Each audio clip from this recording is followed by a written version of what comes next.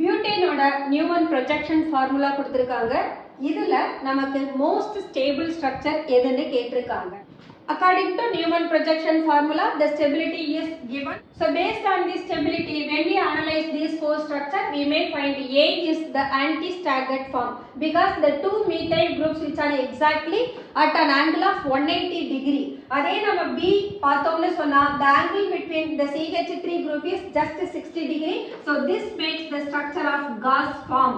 At the same time, C, this is the fully eclipsed form. This is why because both methyl group are present one behind the other where repulsion is greater. But in the structure of A, repulsion is minimum and hence the stability is more. The structure D is partially eclipsed or it is Q form or we can say it is eclipsed form. So out of these four structure, A is the most stable structure. உங்களுக்கு இந்த video பிடிச்சிருந்தா like பண்ணுங்க, share பண்ணுங்க, comment பண்ணுங்க and subscribe பண்ணுங்க.